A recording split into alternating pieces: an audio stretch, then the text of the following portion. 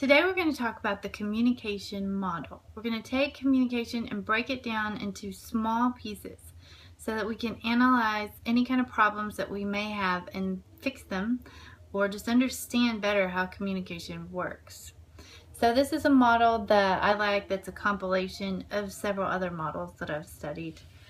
So let's start. For communication to begin, we have to have a sender. The sender is the person who encodes and sends the message. And here we go, sending the message. This is the receiver. The receiver is the person who receives and decodes the message.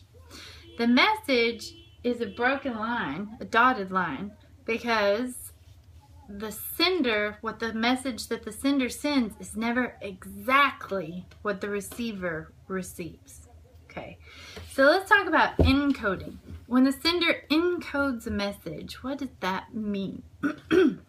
So the code that we use to communicate is what? In this society, it's English. So the code is language, usually. It could be American Sign Language. That's a different code, right? So the sender thinks of a message and puts it into words. That's the encoding process, right? So let me say, encoding is turning a thought into a code or a message so that it can be sent to someone else. The message is the idea, concept, emotional desire, or feeling.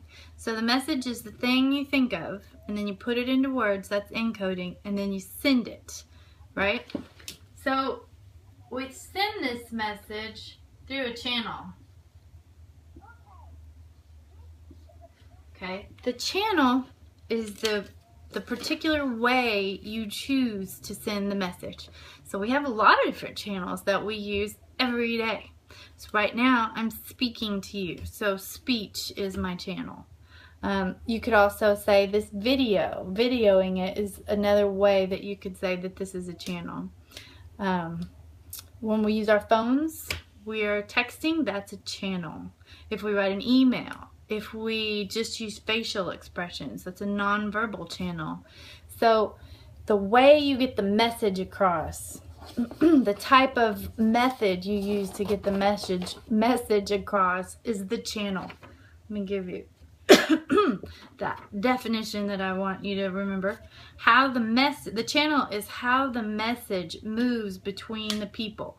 So verbally, non-verbally, written, oral, a newspaper, a magazine, a radio message. Okay, so we have the sender who encodes the message, who thinks of a message and encodes it and sends it to the receiver. Okay, and this idea of I'm the sender, you're the receiver, that's linear. That means in one direction only. So I'm the sender and you're the receiver. And it's not usually actually linear though. When you're talking to someone face to face, when you're sitting in a classroom, when you're texting back and forth, when you're writing emails, there's always a response. And so if we're talking face to face, you're giving me messages right back at the time that I'm speaking. The look on your face, your body language, if you nod your head while I'm talking, that's called feedback. So when the receiver responds to the sender about what they're saying, that's feedback. Let me give you a feedback is the return signals that allows the sender to monitor their progress. It can be verbal or nonverbal. So if you're going or those are all feedback to the person who's talking to you. Okay, so let's talk about that, verbal and nonverbal. Verbal messages are all the words, and nonverbal is everything else. So verbal words or language, and nonverbal would include things like gestures, facial expression, posture, eye contact. We'll study those each more in detail later. Okay, so we talked about, the other thing is every time we're communicating, we talked about the idea of linear communication, but it doesn't really happen like that. It's actually more dynamic. So really, it goes back and forth. The sender is the receiver, and the receiver is the sender. Anytime you're communicating, it really goes back and forth. Because if you give me feedback, then I'm the receiver, right? And I give you feedback on that. So it's more of a cycle and a loop than a linear. It doesn't really happen in a linear way. All right, let's see.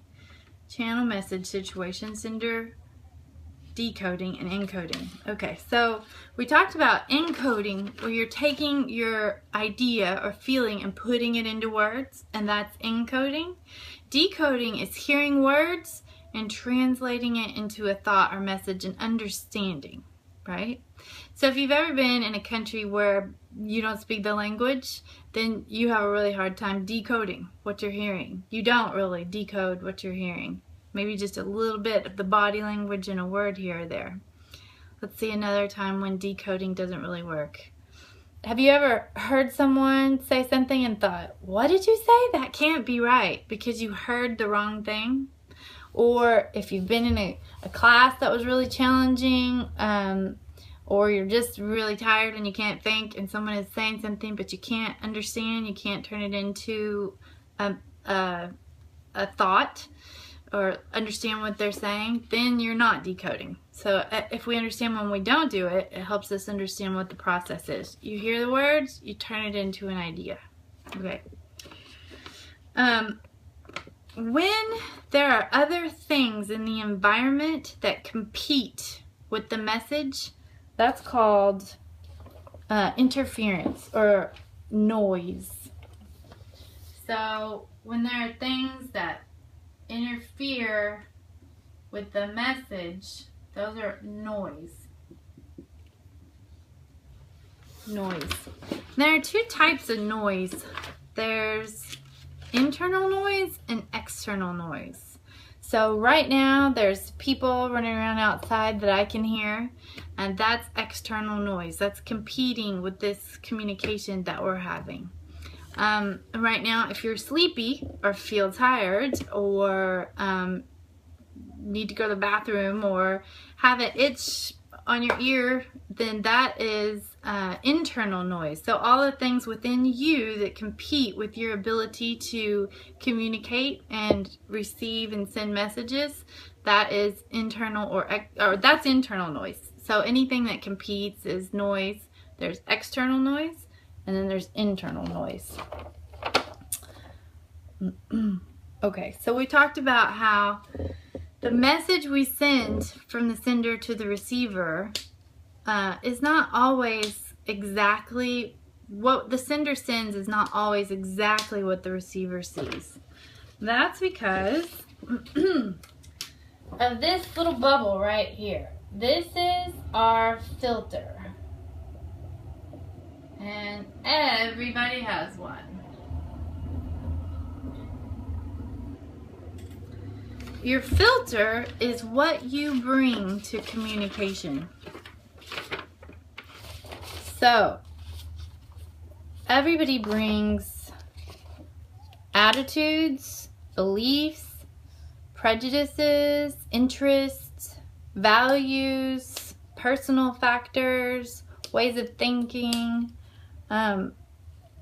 We bring all of these things to communication. So, it filters the way we hear things. So let's say that we have a girl named Sue, and Sue is our initial sender, and she wants to talk to Jane. Jane is our initial receiver. So we have Sue talking to Jane. So Sue tells Jane about a dog that she wants to buy, right? And Sue is really excited because she grew up with dogs. Let's talk about her filter. She grew up with dogs. She lives alone and she'd like the company, so she really wants a dog. So when she thinks about dogs, she thinks, oh, happy, good things. Jane, however, was bitten by a dog when she was like 4. She's terrified of dogs, and she really would be happy if dogs didn't exist ever again. So that's part of her filter. So when Jane is talking to Sue about dogs, Jane isn't gonna, when Sue is talking to Jane about dogs, Jane isn't gonna hear it quite the same as Sue is sending it, because they have different filters. Okay, so this is the communication model. If you have any questions about that, please just email me.